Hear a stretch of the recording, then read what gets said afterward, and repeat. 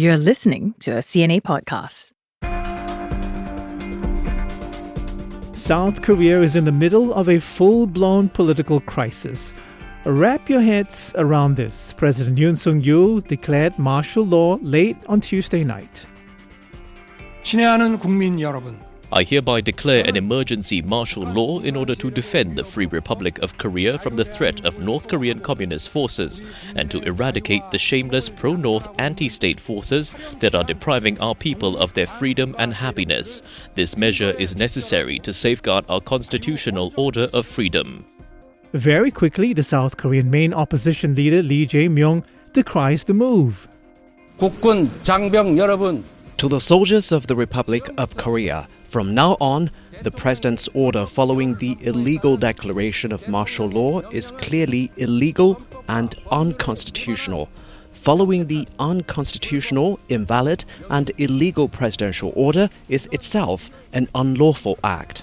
Within hours of his first announcement, President Yoon lifts martial law.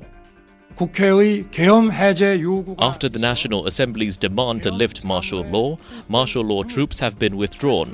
I will accept the National Assembly's demand to lift martial law through a cabinet meeting. Now, the opposition wants him to quit and is considering impeachment. The country is in its biggest political crisis, and things are still unfolding as we speak.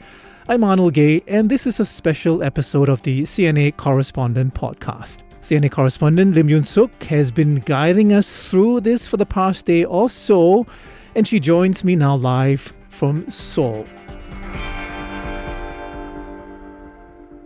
So Yoon Suk, quite a bit has been happening. Can you tell us what happened here and why did President Yoon make this move? It almost seems like political suicide. Well, yes, it is. And that's why lots of experts here are saying that he really did make a very big miscalculation.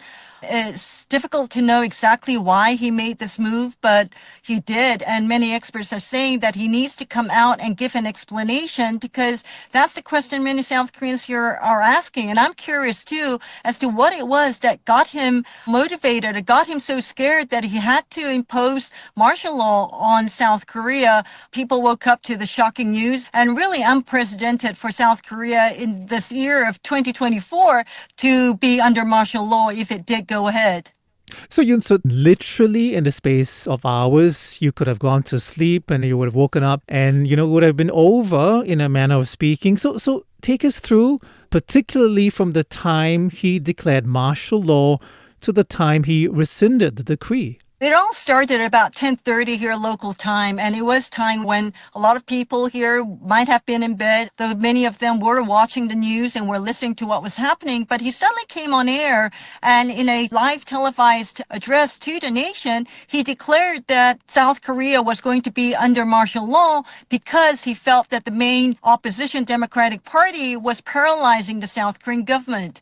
Now, the reasons that he gave was that he needed to protect South Korea from the threats of North Korea and the anti-state forces here in South Korea, but it wasn't really about North Korea because he didn't really give details as to what the threats were from North Korea, but he did cite some of the reasons, including about how the budget was going to be reduced by the main opposition party, talked about how the main opposition party was also taking other moves to bring the country into chaos.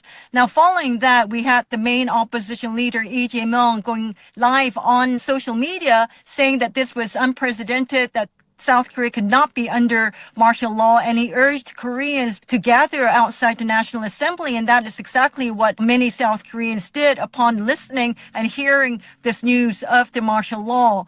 Now, even a few minutes and hours after he made that announcement, the lawmakers from both the ruling and the opposition parties gathered outside the National Assembly. Many of them tried to get inside the National Assembly, but apparently they were blocked by some of the riot police. The military military personnel who were already there in the compound.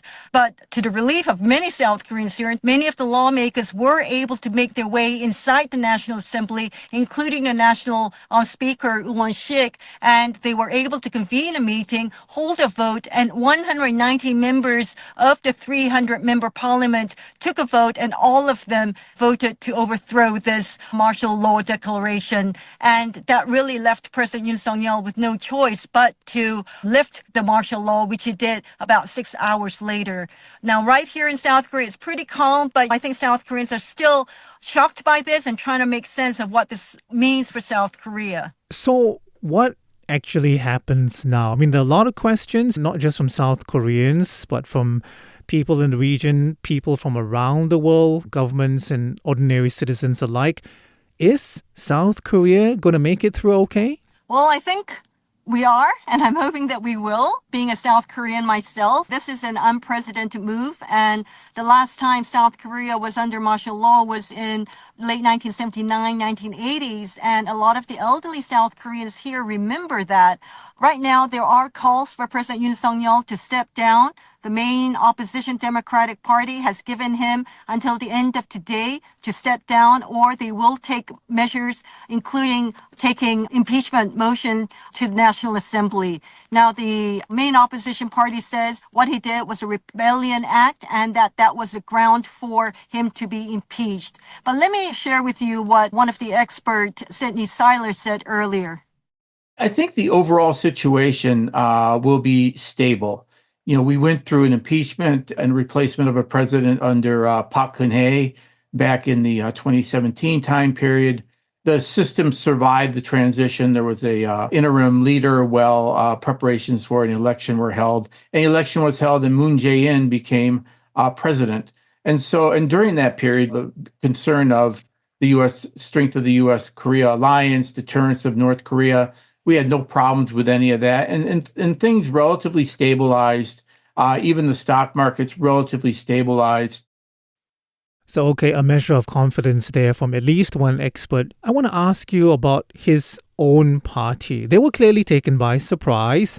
The People Power Party leader Han Dong-hoon basically saying that the declaration is wrong. I mean, how was his own party blindsided by this?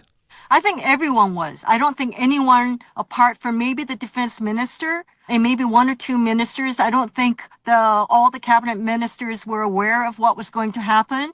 And even his top aides inside the presidential office were not aware of what he was going to do. Many were saying that they left the office as usual, and there were no signs that he was going to declare martial law. And that's why we have some of his top aides, including the National Security Advisor, Won Sik, tendering their resignations early this morning. So the ruling party, Han Dong-hoon, who leads that party, has said this was unconstitutional, and he has urged and he has said that President Yoon Suk Yeol needs to explain to the people why he took this tragic decision. And though he has not asked President Yoon Suk Yeol to step down, he did say that the cabinet ministers should be held responsible. And we're just really waiting to see if the ruling party will give their support to the main opposition party to have him impeached. But at the moment, there's no word of impeachment. The ruling party is not calling for him to be impeached or for him to step down as of today. Yoon Suk, you mentioned confusion, you mentioned shock, you mentioned disbelief among the reactions from South Koreans. We know that his approval ratings before this happened was already 20% at that level or below. Is public opinion going to be important in terms of determining Yoon's fate?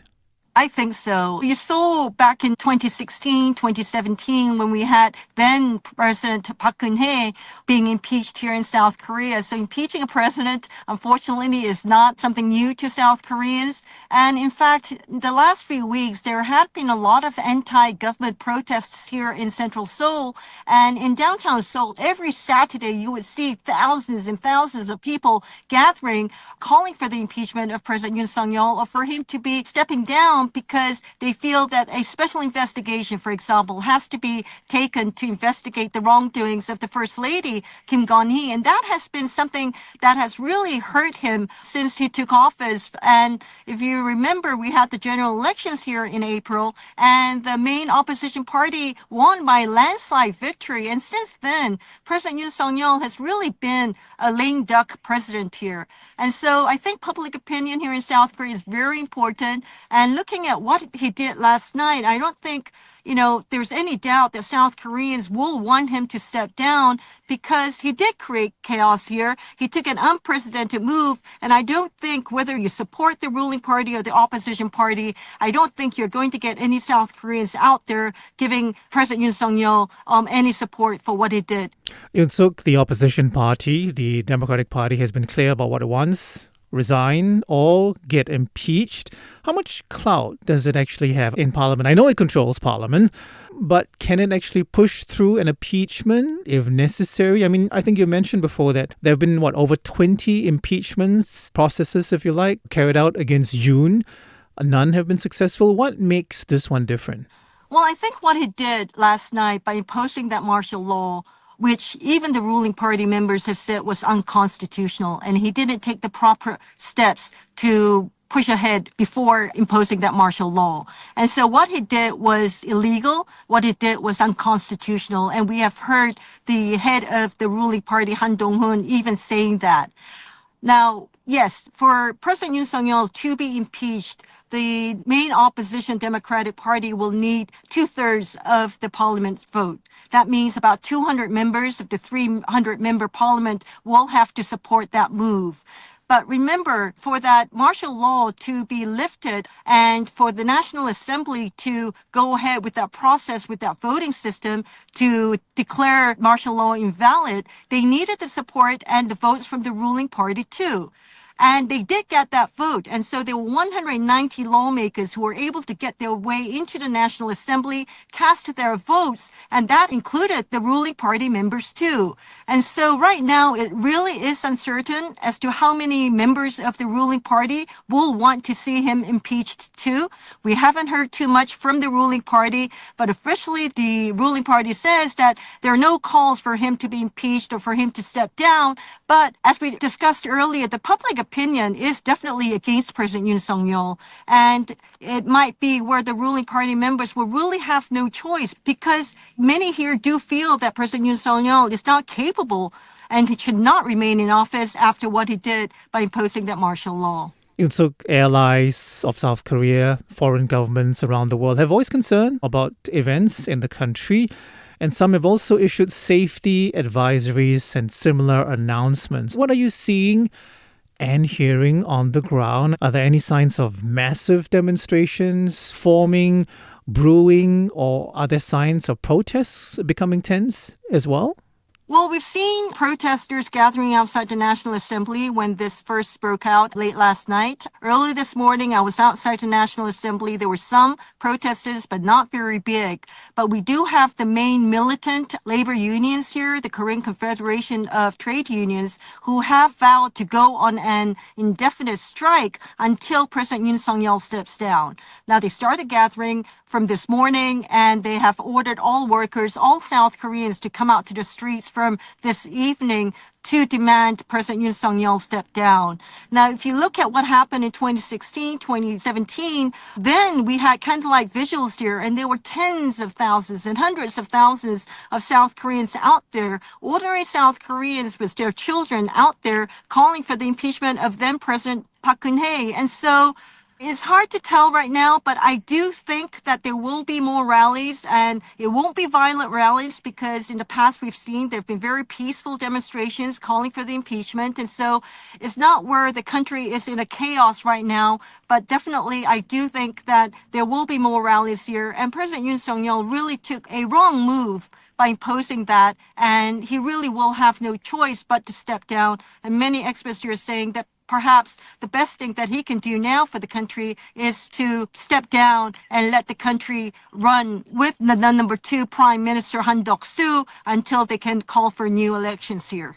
And Yoon Suk, finally, South Korea is a very popular destination for not just Singaporeans, but for countries around the region, around the world as well. So there are some concerns about whether or not holiday goers should continue with their plans. What's the advice that's been being given to not just residents, but also to visitors?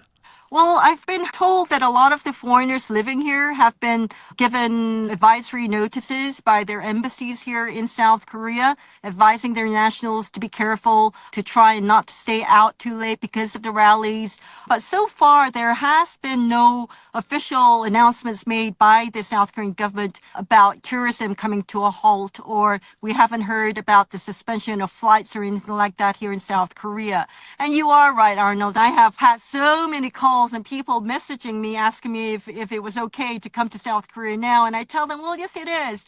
Because, I mean, to the outside world, this may look like there is something really terrible going on here in South Korea, but a lot of South Koreans here have been used to this. It's not the first time we're impeaching a president, and a lot of the elderly South Koreans have been through tougher times, especially when the country was under martial law and under the military-led presidents in the past, and they've seen worse times. And the fact that the National Assembly took action really quickly, and hopefully things will go back to normal very soon. And so, if I can tell all my friends out there and all Singaporeans and everyone else, I still think Korea is safe, but do watch out because things are moving very quickly. So let's see what happens in the coming days. But I hope that everybody will be able to come here, especially when it's winter here and beautiful here in South Korea. Yoon Suk, we will let you go. Thank you very much for the update. Thank you. And this is obviously still a developing story, and you can get all the updated information on CNA.Asia. This is Arnold Gay. Thank you very much for listening. I'll say goodbye for now.